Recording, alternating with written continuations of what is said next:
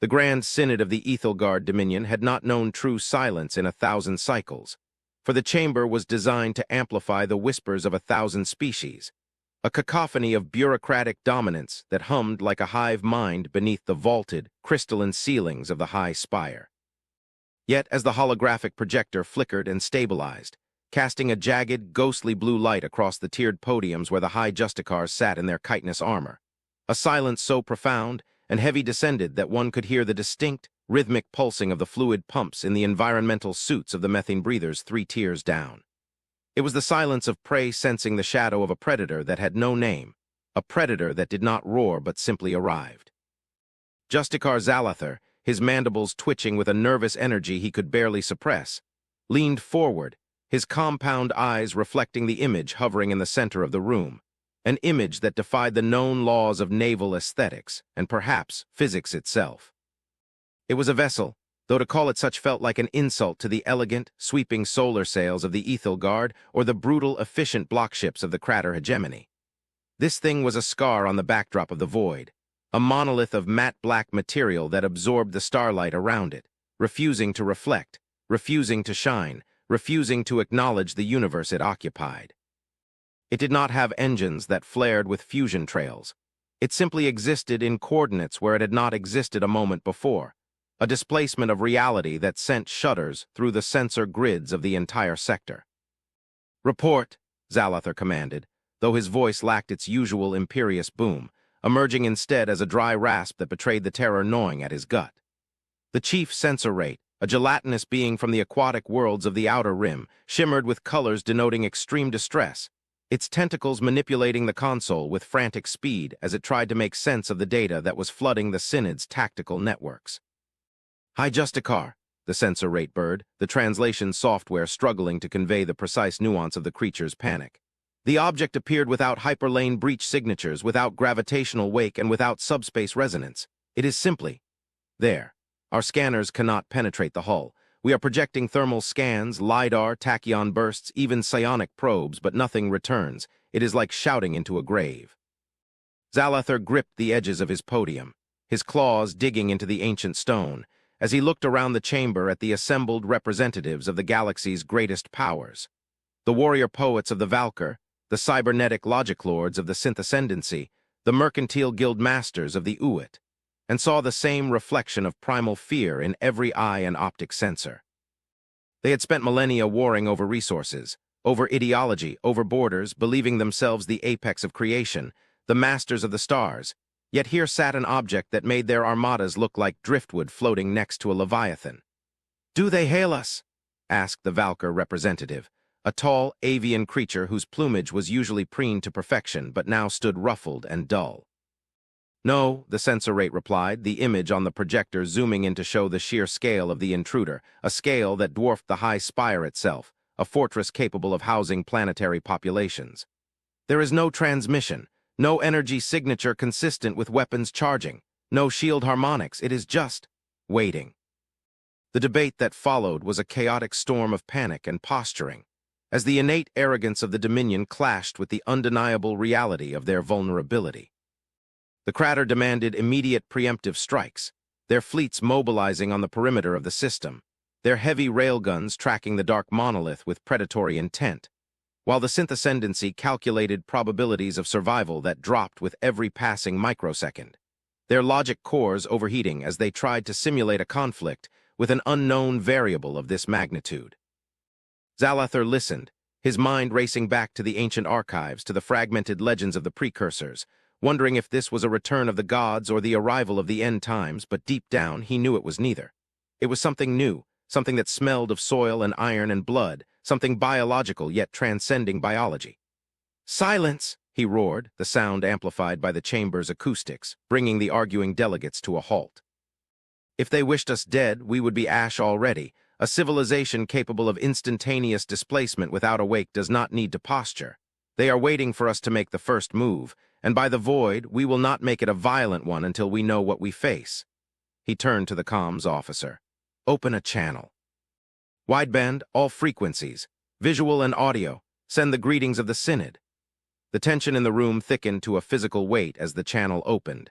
the static clearing to reveal not a terrifying monster, not a machine intelligence, but a small, soft-skinned biped sitting in a chair that looked almost too simple for the command deck of a godship. The being was unarmored, wearing a simple fabric uniform of deep blue, its face devoid of cybernetics or exoskeletal plating, its eyes scanning the camera with a calm, unnerving intelligence. It was a human. The species was known to the Synod, but only as a footnote, a minor civilization from a death world in the Spiral Arms backwater, a species that had barely achieved FTL travel a few centuries ago and had been dismissed as quarrelsome, short-lived, and technologically stagnant. They were the scavengers of the galaxy, the ones who bought used engines and traded in raw minerals, the ones who were pitied for their fragile bodies and lack of psionic potential. To see one sitting in the captain's chair of a vessel that defied the understanding of the ascendancy was a cognitive dissonance that stunned the council into silence. The human leaned forward, interlacing its fingers, manipulators that looked weak, lacking claws or suction cups, and spoke, the universal translator carrying a voice that was low, resonant, and devoid of the aggression the aliens had expected. "This is Admiral Vance of the Terran Republic ship Indomitable," the human said, the words echoing through the vast chamber. "We received your perimeter warnings. We apologize for the abrupt arrival. Our navigational drives are experimental. We do not seek conflict, but we do require an audience with the High Council regarding a matter of galactic security."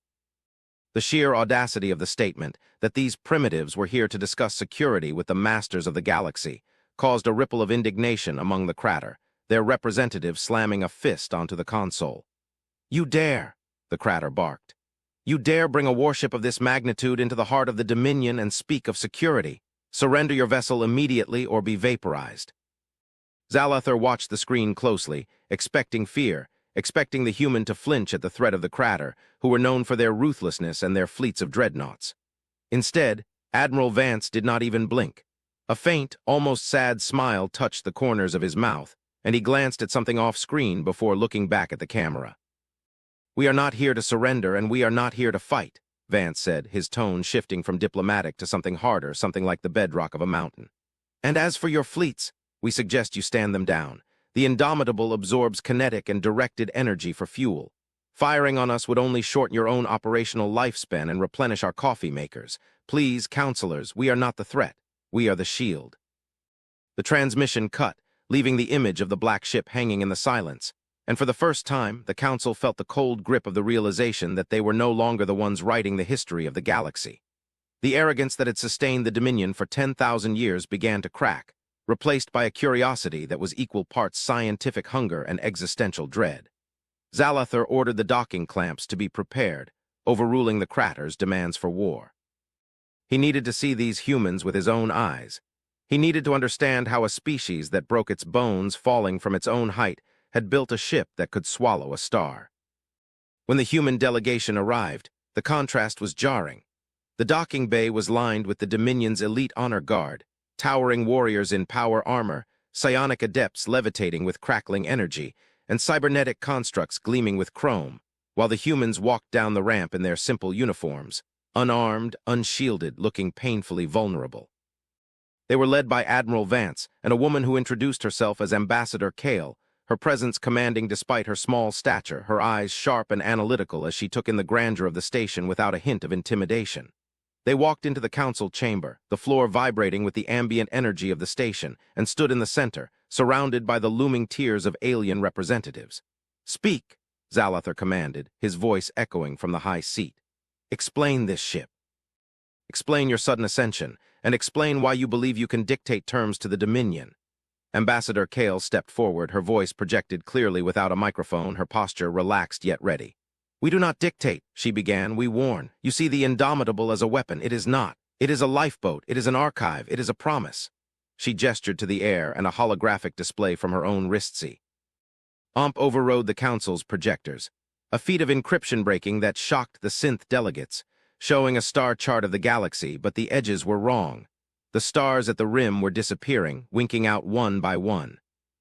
"For 3 centuries," Kale continued, her voice taking on a somber gravity, "humanity has not been stagnant. We withdrew. We went silent. We found something in the deep void, a signal from a time before your precursors, a warning embedded in the cosmic microwave background. There is a wavefront of entropy moving inward from the intergalactic void. We call it the quiet. It does not conquer, it simply ceases. It turns matter into null energy. It unravels the laws of physics. The council muttered, skepticism warring with fear. The Valkyr representative squawked derisively. A myth. If stars were vanishing, we would know. You look at the light, Vance interjected, his voice cutting through the noise. You see the light of stars that died 1,000 years ago. We learned to look at the gravity. The mass is gone. The light is just a ghost. The quiet is here on the perimeter. The Indomitable was built using the very physics the quiet employs, vacuum energy extraction. We learned to harvest the nothingness. That is why we are dark. That is why we are silent. He paused, letting the weight of his words settle. We did not build this ship to conquer you. We built it to anchor reality, to hold the line.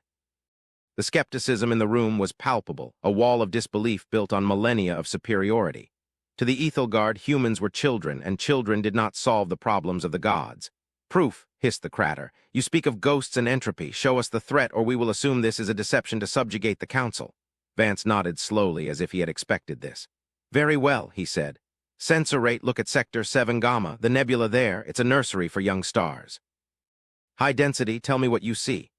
The gelatinous sensor rate manipulated its controls, grumbling about wasting resources on a primitive superstition, but then it froze. Its bioluminescence went dark, a sign of extreme shock. The nebula, it whispered. It is. Retreating, the gas clouds are not dispersing, they are vanishing. The mass readings are dropping to zero. It is not a black hole, there is no accretion disk. It is simply deletion. A hush fell over the chamber, a silence far deeper than before. The map showed the deletion spreading, a cancer of nothingness eating the edge of the galaxy. The quiet feeds on complex energy structures, Kale said softly. Civilizations, high-tech grids like this station, like your fleets. You are beacons in the dark, calling it to dinner.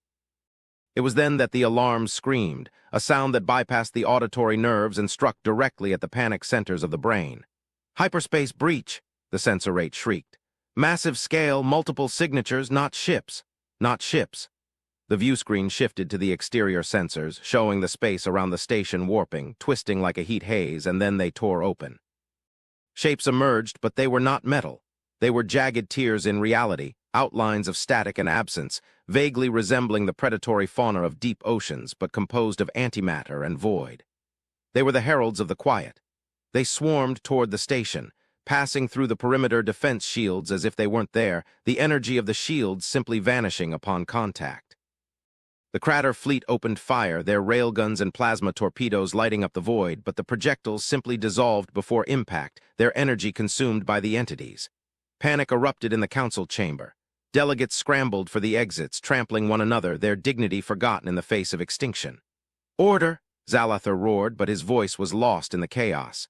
He looked down at the humans. They hadn't moved. They stood amidst the stampede, calm, anchored, their eyes locked on the screen. Vance tapped his comms earpiece. Indomitable, he said, his voice calm. Wake up. The black monolith outside the station shifted. For the first time, it did something other than exist. Panels along its flank slid open, revealing not gun barrels but massive, intricate arrays of crystal and coil that pulsed with a white, pure light, the light of creation, the opposite of the void. We cannot shoot them with energy, Kale explained to the stunned Zalather who had remained at his podium, resigned to his death. They eat energy. We have to feed them something they cannot digest. We have to feed them existence, stability. We force the laws of physics back onto them. The Indomitable fired. It was not a beam of destruction, but a wave of ordering, a pulse of localized reality enforcement. Where the white wave hit the void creatures, they didn't explode, they solidified. They became matter. They became dust. They became harmless, inert rock. The SC. Ream of the void dying was heard not with ears, but with the soul, a psychic shriek of frustration as the entropy was forced to become structure. The human ship placed itself between the station and the swarm, taking the hits from the void tentacles. The hull of the Indomitable groaned. The sound transmitted through the station's hull, but it held. It absorbed the nothingness and converted it, cycling the energy back into the reality anchors. Inside the chamber, the panic subsided into awe. The aliens watched as the primitive humans coordinated a defense that utilized physics the Dominion had declared impossible. The humans were not fighting a war, they were performing surgery on the fabric of spacetime. Hold the left flank, Vance ordered, his voice echoing in the silent chamber. Divert auxiliary power to the ontological stabilizers. Don't let them breach the station's reality bubble. The battle raged for hours. a silent, terrifying ballet of light and shadow. The Crater and Valkyr fleets, realizing their weapons were useless, fell back, forming a defensive perimeter, watching as the single human ship held back the tide of the end of the universe. Finally, with a pulse that blinded the sensors for a full minute, the Indomitable released a final surge, a shockwave of pure mathematical order that pushed the breach closed, sealing the tier in reality. The void creatures dissipated, turning into clouds of harmless hydrogen gas. Silence returned to the Grand Synod, but it was different now. It was the silence of reverence. The humans stood there looking tired but unbroken. Vance rubbed his temples. "That was a scout force," he said, his voice heavy. "The main body of the Quiet is still years away, but now you know." Zalather descended from his podium, his ceremonial robes rustling as he walked down the steps, moving past the cowering delegates, past the confused warrior castes, until he stood before Admiral Vance. The High Justicar, ruler of 100 systems, lowered his head, a gesture that had not been seen in the history of the Empire. "We called you primitives," Zalather said, his voice trembling with a mix of shame and gratitude. "We mocked your fragility, yet you have mastered the dark while we played in the light."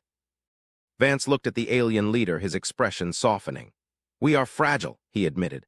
"That's why we built the shell, that's why we had to be smarter. Strong species rely on their strength, weak species, we rely on our stubbornness. We rely on the fact that we are too stupid to know when we're beaten." He extended a hand, a human gesture.